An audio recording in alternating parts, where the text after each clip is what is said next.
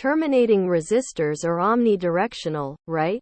By HeadacheCentral. This is from deep in the dim dark mists of time. So some terminology and names may be incorrect. I apologize to anyone who finds one and goes, hey, that was called XXX. So the tale by it_tested. https www. Reddit. By today's standards, these things were slugs. Single 486 processor and I think 16 meg of RAM to run the server. Full-length Ethernet cards which ran thin net at 10 meg. Your average smartphone these days has both more processor grunt and more RAM. Everything was going swimmingly. Unlit we got to server 4. Server 4 did not like us. First off, it refused to see the drives, brand new. 600 meg. Yes, you read correctly, meg, not gig. SCSI drives. Typically 2 per server and in a software mirror pair. Damned if I can remember what it was called. So we pulled it apart and found that the SCSI cable had come loose from the card. Somehow it was only partially plugged in. Given that these servers were, well, I can only say purchased from a somewhat questionable manufacturer, this didn't surprise us. Assembly quality from this mob was rather hit and miss, so we unplugged everything and proceeded to remove and carefully reseat everything, making sure it was all right and tight. Power her up.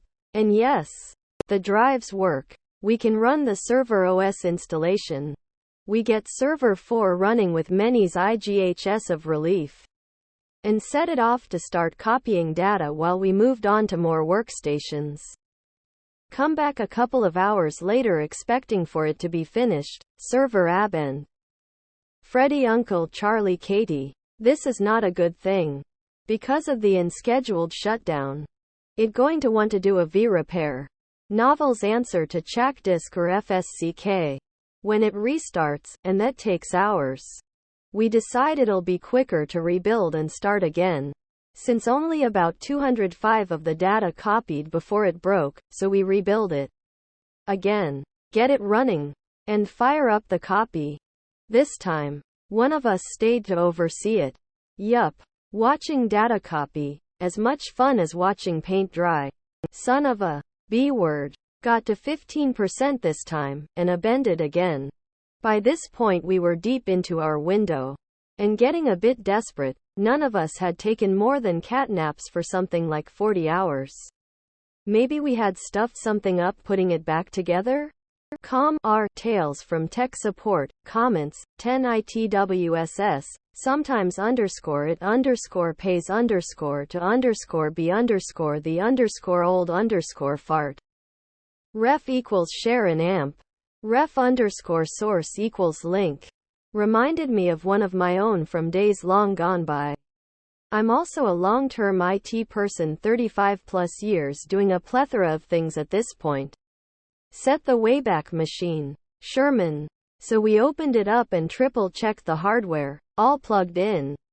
SCSI chain terminated properly at both ends. Pay attention to this bit, it comes back to bite us later.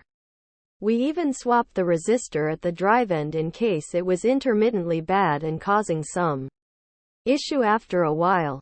We rebuilt it one more time and tried again. What's that old line about the definition of insanity being trying the same thing repeatedly and expecting a different result? 20% into the copy. Boom. Abends again. Cue several grown men. And one PFY. All but crying here. Exhaustion was rapidly setting in. And we were running out of time. Monday morning was approaching fast. And we weren't going to finish. Rolling back was a genuine B-word. In these circumstances. At this point the more senior members of the team went to get coffee or various other stimulants. Leaving me. The PFY. Although I wasn't so why. But much more so than the other guys. Along with server 4, I decided to pull it apart one more time and give it a microscopic check. I literally removed every component, except the CPU, and examined it for several minutes before putting it back in. I found nothing out of the ordinary until I got to the SCSI controller.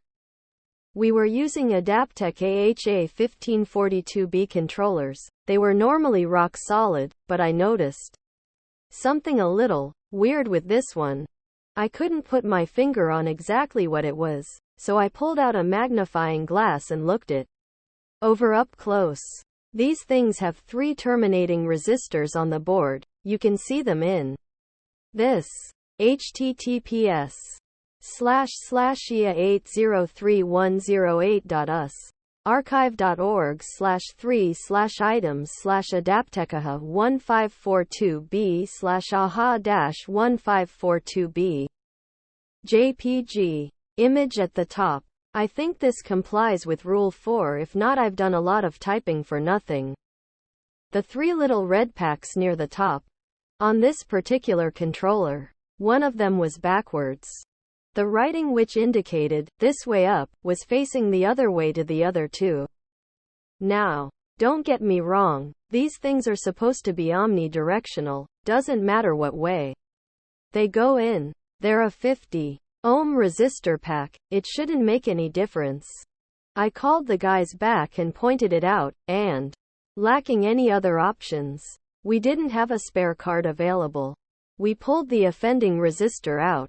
So the days of the late 80s, early 90s, when men were men and Ethernet networks were slow. I was part of a team which was systematically updating what were effectively standalone sites for a rather large business which ran novel netware. Turned it around and put it back in the same way as the other 2. Plugged everything back together. Rebuild. Crossed out fingers and prayed. And blow me down with a feather. The damn thing worked. Stayed up for the whole copy. Stayed up while we got everything else done. Stayed up until Fee collapsed. Utterly exhausted. Around 4 a.m. Monday morning for a couple of hours kip before the office opened at 8 a.m. How we survived the rest of the day, let alone work through any issues people had, is beyond me. All I remember is that our ultimate boss came out to us to lunch and refused to let us drive home. He sent us all home in taxis at company expense. Not cheap in a couple of cases. Because he could see none of us were capable of driving. And that was when I learned that the tales of sacrificial goats being required for SCSI chains might not be the joke people in Usenet made it out to be. TL. Dr. SCSI resistor had crisis of directional conscience and caused much havoc. Complete fluke in troubleshooting convinced it to perform its function. And havoc was averted by the skin of its teeth. Back in the days when it was a way better option for network servers than Windows NT. Or Windows Nearly There as we called it. This place had what was then one of the largest novel networks in the world, so large that Novel wrote custom versions of certain utilities for them to deal with the number of servers. These were the days of Thinet, no UTP here. From memory, I don't even think 802.3i was a thing.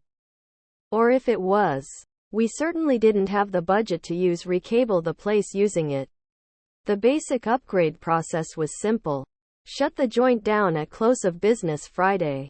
Yay for Monday to Friday operations. Build new servers, NetWare 3 huge improvement over the 2.15 which was in place, copy data. Upgrade workstations to new, diskless boot, magic. Download the basic OS and network drivers over the network, DOS-based PCs in those days. Come in Monday and assist with new credentials, logins, minor issues. Job done. Move to next site. For a place this size. 6 servers. 4 to 500 workstations. From memory, it shouldn't have taken more than maybe 36 hours.